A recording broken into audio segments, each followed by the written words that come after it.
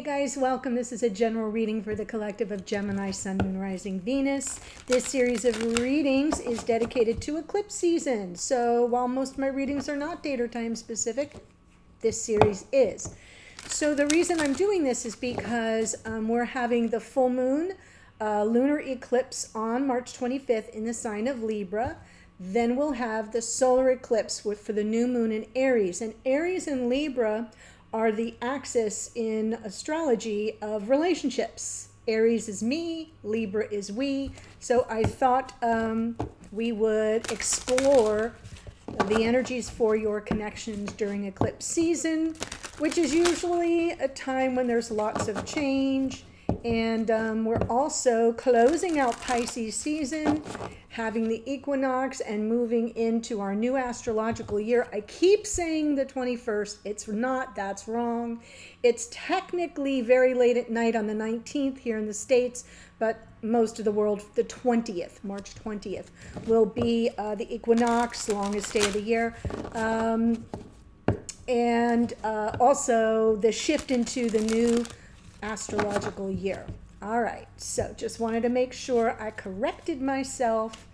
So let's go ahead and pull. Well, that wanted to come out. Yeah, here's from, this is Archangel Michael, Sword of Light Oracle, card number 7. All right, someone wanted you to see this, Gemini. Change is coming. I am here to guide you through this exciting transformation. This is a time of joyous opportunities. Look at that. I love that for you, Gemini. And if you're here as a cross watcher, please feel free to claim the energies, all of them that come through in these readings, since you are who I'm drafting off of, energetically speaking.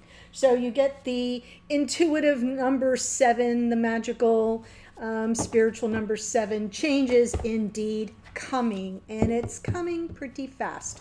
So this spread, as well as the spread for the extended, are very specific to eclipse energies. I'm going to be looking at your sacred connections, whether you consider you and your person's soulmates, twin flames, doesn't matter. Those are just actually labels, but if you're feeling that it's a spiritual connection, past life bond or whatever, that's what we're looking at. So I'm going to pull the cards, give you my general impressions. We'll get the details from the clarifiers. Oh, come on now. 5 of Pentacles is where we're at. This can be questions around worth and value, maybe feeling devalued, cast aside. That is where your present energy is. Oh my goodness. All right. Well, we have love and passion in the room, guys.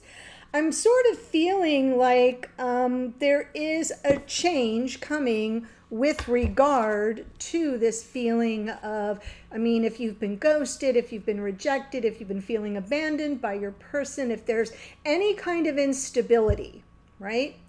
Anything that's been destabilizing in your connection, that could be what this 5 of Pentacles is about. We'll check with the clarifiers because the rest of the spread looks like something is shifting.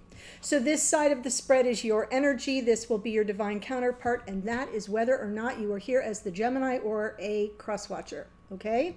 So you're where you're at right now, what you're working on right now, Wheel of Fortune, is sort of trusting in divine timing, being open to receiving blessings, right? And abundance and change. The Wheel of Fortune is Jupiter, the planet of expansion, of the higher mind, of sort of moving forward with abundance and good, prosperous energy. But in a relationship reading, it is talking about things unfolding behind the scenes, like there's a bigger plan. Okay, so there's trust coming through with regard to that for your person. What are they working on? Where are they at right now? 2 of Wands, sorting through what they want. And in a world of possibilities, what do I want? What path is going to get me there? So this person is presently choosing their path forward. Now, what's your karmic challenge? See, we've got all this good energy with the Wheel of Fortune. Your karmic challenge is the trust factor, okay? Because the moon comes through with some fears and apprehensions and anxieties and worries, and sometimes overshadows our intuitive awareness. So I do feel for many of you working through fears, working through those times where you're feeling unsure, unstable, devalued. Yeah, there's just something here that I feel is a karmic challenge for you, but it's mainly stemming from a lack of trust, and even sometimes trust in ourselves. For your person, what's their karmic challenge? Facing emotional confusion, upheaval, some things being distorted, illusions, choices, options. The Seven of Cups to me is when we're flooded, right? Well, how do I know what I want? No, in a world of possibilities, and it's all so overwhelming. So your person here has to kind of, if you're getting mixed messages from them, this is why, because this is their karmic challenge, is sort of sorting through all the options, all the processes on an emotional level to choose their path forward. Now, this is the opportunity, Queen of Cups, keeping your heart open, operating from compassion, right? Instead of maybe even suspicion or the fears about someone's intentions. If you come in with an open heart, with compassion, with sensitivity, she's the empath of the tarot, so it's about tapping into feelings, which can be hard, especially if you're dealing with something that feels a little unstable and you're trusting divine time. It's kind of hard to stay in this open energy, but that's your opportunity. Your divine guidance is about the King of Wands. And this is this person finally choosing deciding what they want is a better way to say it, choosing the path forward, dealing with all the options and their emotions and, not being so confusing to you about what they want, and then taking action on it. Love and passion, as I said, is available in this connection. So I am seeing something very positive here despite the rough opening with the Five of Pentacles. Let's get the details. Woo. Nine of Pentacles. There's your worth and value. Queen of Wands, Seven of Swords. This is absolutely about questioning someone's intentions at the very least, not trusting them, feeling like you've had the rug ripped out from under you by some sort of shady approach. I know that the Seven of Swords, has the reputation of being about cheating and lying or stealing, whatever. But it's also sometimes just avoidance. And when somebody avoids us, it chips away at our sense of self-esteem and self-worth. Okay? So you're going to kind of have to do it for yourself, is what the overall energy for this connection is right now. Taking back your power, having confidence, trusting in your own ability to attract all your creature comforts, pretty much, and, reclaiming your power and not really giving in to something that feels like it doesn't have your best interests at heart. Because from what I'm seeing here, that may not necessarily be the truth. It could for some of you, and for some of you, it could be about getting back on your feet. But it feels to me like there's something here that you're not trusting the intentions, and therefore you're not trusting your own intuition. Okay? And you're leaving it all up to the universe, which is fine. I mean, I think this is a perfect place to be for those of you who are not sure what you're really dealing with because you're getting all the mixed messages. See what I'm saying? And your person may be elusive or avoidant or whatever. And you may go to that first stop most people go, especially women. Let me just be clear about this. Especially women, is we tend to go to,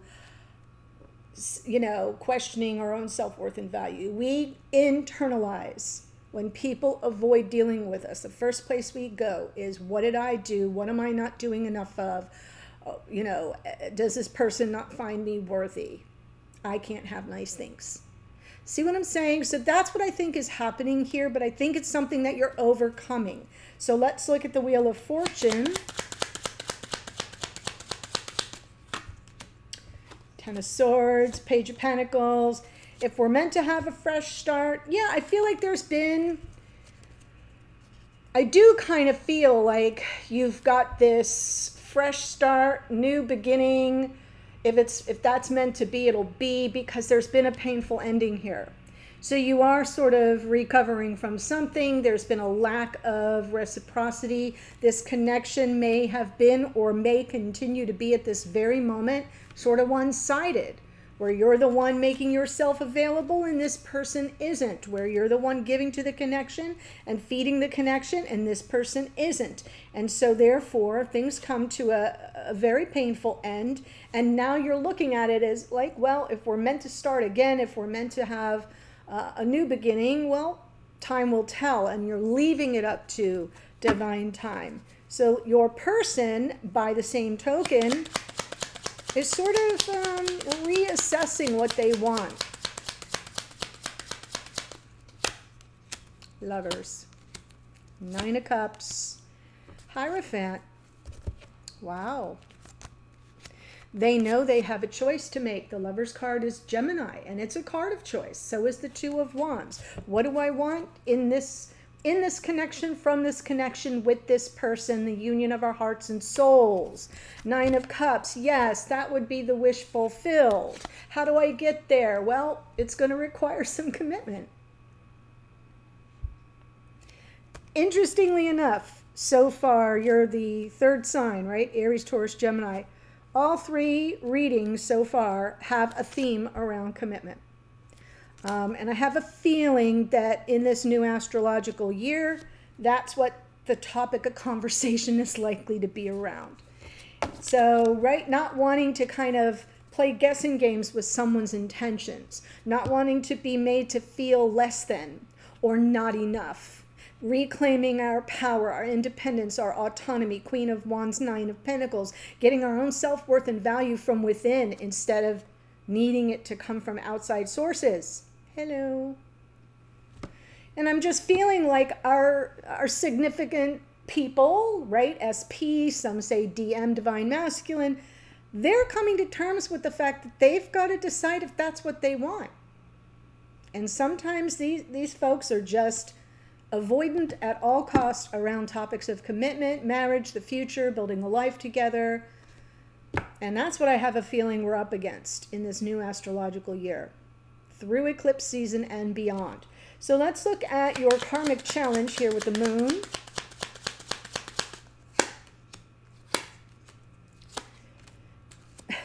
Right. So the karmic challenge is trusting that, right?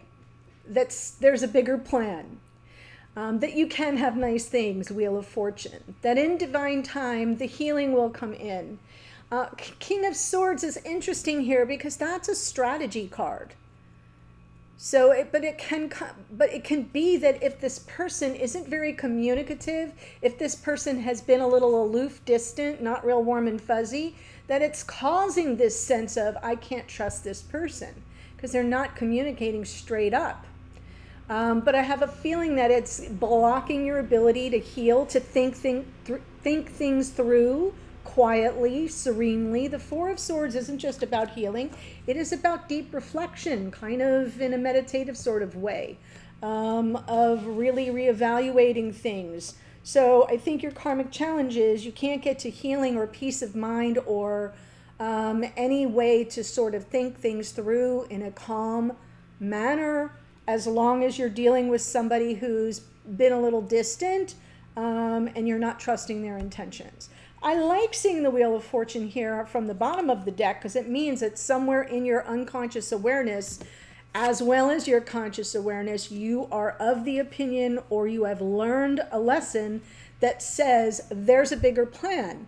And things don't always unfold on my timeline. They unfold in divine time. So you're getting there. You've got to trust your intuition a little bit more. I know it's not easy. Let's see your person with the 7 of Cups. 2 of Swords. This person has a lot of decisions to make. Their karmic challenges, they're coming up against a crossroads, right? Because you're getting stronger here. You're working through this 5 of Pentacles, 7 of Swords. Questions about worth and value and also someone's intentions, right? you're sort of at the point right now where you're saying, if this is meant to be, if we're meant to have a fresh start, we will. I'm leaving it to divine time. But energetically, your karmic challenge is around the fears and not believing what you're saying. So this person is coming up against a crossroads, and that's why their karmic challenge is, oh my God, oh my God, oh my God, oh my God, what am I going to do? All the various options. So what's happening? They're not saying anything.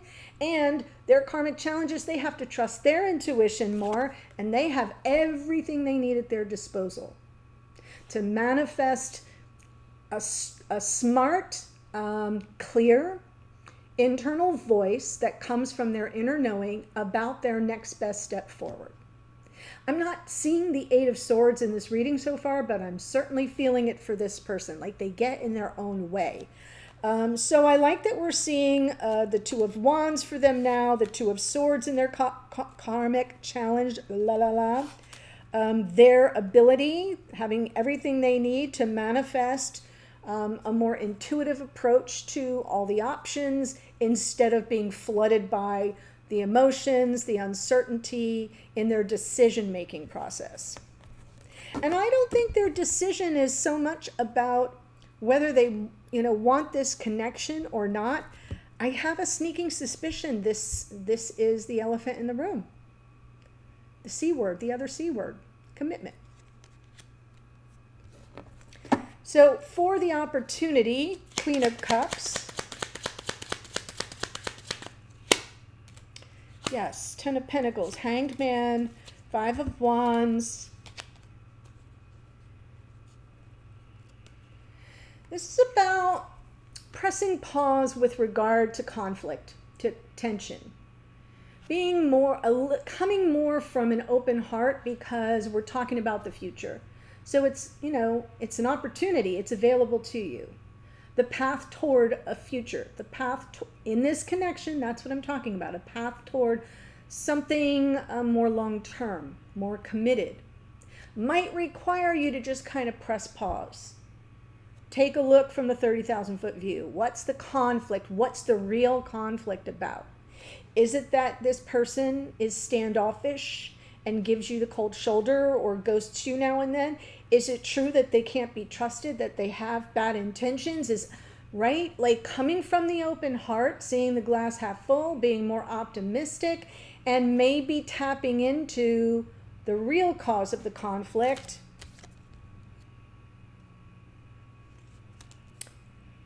Little touch of commitment phobia is sort of what's coming through. I just feel like this person gets in the weeds of their emotions and they get frantic and a little bit pessimistic. They want this connection. I'm seeing that pretty clearly. That would be the wish fulfilled. But this being on the bottom of the deck is what's causing all of the mixed messages you have been receiving, or sometimes the absence of communication. Right? Better to avoid than to say something that you don't want to hear. Your divine guidance, King of Wands. Yes. Whew. Let this person come to you. Oh, my lovelies, this is so beautiful. King of Wands is finding their way to the divine feminine. King of Wands coming in, triumphant homecoming. The Six of Wands to me is a victory card. It's triumph. It's forging peace, meeting in the middle, validating your feelings, your experience, but seeking validation, like where can we find common ground? So it's really lovely energy, and the Three of Wands is telling you, you can anticipate this. You can anticipate this person finding their way back to you, or finding their way to their decision about who you are to them, what they want from this connection, finding the, meeting in the middle, forging a win-win outcome so both of you feel comfortable with how things are proceeding and progressing. That's kind of what's coming through. All in all, I mean, despite the opening of the Five of Pentacles, if that's present energy, y'all are going to be in a very much different place by the end of eclipse season. So I'm going to give you the astrology. Before I do that, there are some changes. There's a link in the description box below that takes you to the extended. If this is resonating for you, I'm going to do another eclipse-oriented reading for your relationship. So if you want to dig a little deeper and make it a little more personal, the link's below. The extendeds have changed. You now get a whole lot more readings for your ticket for admission. So why don't you click on the link, read about it. You will get all of the Gemini readings, past, present, and future. You will get all of the new moons that are already there, the one coming up, and all future. You will get all full moon readings, all that are already there, the one coming up on the 25th of March, and going forward, you will get all of the monthly energy updates. Okay, so those are the readings. I generally try to get 2 readings per sign per month. All of that for the price of 1 extended, and it is a monthly renewal. So check that out. I tried to make it as affordable as possible because so many of you come in the comments and say that the one-off items are just not in the budget. So this way, maybe for just a little bit more than that same price, you can get 5 readings or so a month. So give it a look, see what you see. The regular all access pass is still the same, except I dropped the price of that by a couple bucks. And so I sent all of you who are current members a little email about that. Here we go. Wheel of Fortune is Jupiter. Jupiter rules Sagittarius, and this card is out twice. We have the Page of Pentacles, Taurus, Virgo, Capricorn. We have the Moon card is Pisces. The King of Swords, Aquarian energy. We've got over here, the Lovers is Gemini. Hierophant is Taurus, that little troublemaker. High Priestess is Pisces. The Magician is Mercury, which rules Virgo and Gemini. Our King of Wands is Leo energy. We've got the High Priestess, the Empress, which is Venus, which rules Taurus and Libra. 9 of Pentacles, some Virgo energy. Queen of Wands is Aries. Queen of Cups is Cancerian energy. The Hanged Man is Neptune, which rules Pisces. Beautiful reading. You have your oracle. Great message for you. Change is coming for sure. So, and 5s are about change too. So if you've been feeling that 5 of Pentacles energy, that's all about to change. And I do feel the Wheel of Fortune is moving in your favor. Before I head to the extended, if you have enjoyed this reading, please please consider sharing if you know of anyone who might benefit from this information.